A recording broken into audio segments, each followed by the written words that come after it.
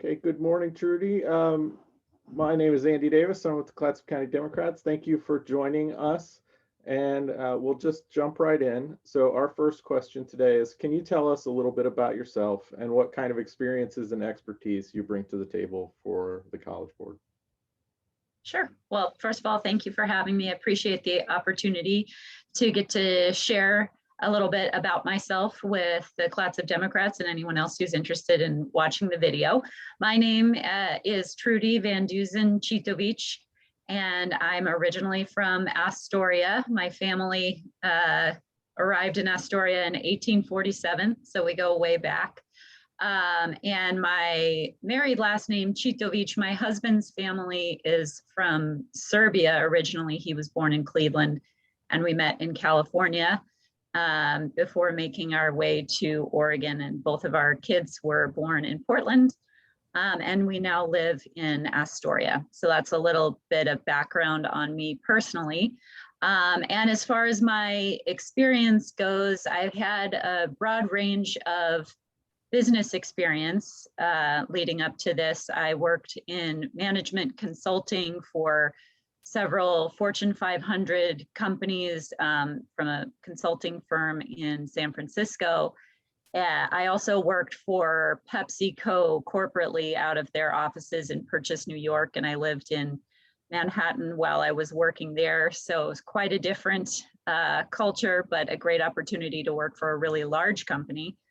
I also lived in Chicago, where I worked as a real estate broker with my husband, George. And most recently, since 2010, I've been working back for the family business here in Oregon, which is Van Dusen Beverages. And my husband and I also started two small businesses here in Astoria. One is Fire Station Yoga, which has been offering free yoga for the last year, thanks to COVID. So that's been mostly on Zoom.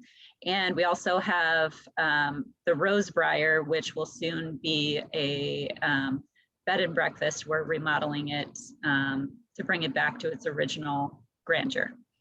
So that's a little background on me. Thank you, Trudy. So next question is, why are you running for this position, and what things do you want to accomplish on the College Board? Well, first off, I would say that service to the community has been part of the way our family does things going back for generations. And many people know that my father was the mayor here in Astoria. So I just grew up with attending ribbon cuttings and different community events being part of my life. So it felt only appropriate to continue that for the next generation. And the college to me is a particular opportunity to really better the community in Clatsop County as a whole. There's really no better way to create long-term benefits than providing higher education to our local community here, as opposed to having to travel elsewhere.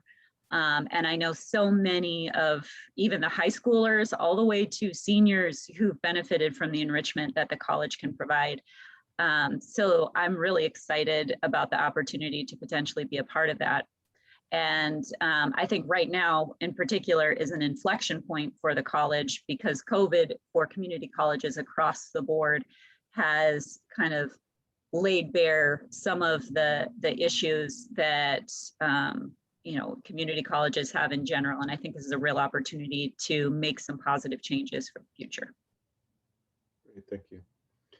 And our last question, specific question anyway, is in the past 4 years, what do you think the college and the board could have done better, and what might you change? I know that that's a question that we wanted to look at, but I really think that it's not so much that anyone has done anything that needed to be done differently up to now.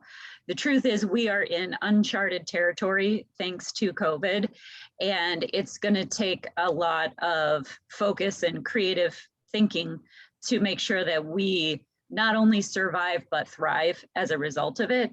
So I wouldn't say that there's necessarily things that need to be done differently. There are a lot of big tasks on the plate of the college right now and the college board, that being obviously recovering enrollment thanks to COVID, the new software system that had admittedly a lot of issues when it was installed, and still working on getting that ironed out. And then third, the major construction project that is being considered out at Tongue Point. So there's a lot to look at going forward. I wouldn't say that I have criticism looking backward, but I think we have a lot of opportunity and need really solid leadership going forward. Okay, thank you. And then we've still got a little bit of time. Do you have any closing thoughts or statements you'd like to make? The main thing that I would just like to share is that this is important for future generations. I mean, it's something we need to focus on now, but this is probably the best way that we can ensure that this special community stays special and becomes more special in the sense of being more inclusive, more people able to earn a family wage here locally through the resources that we have here. Having lived in San Francisco, New York, and Chicago gave me a great perspective and that much more love for what is really unique and special about this place that we call home.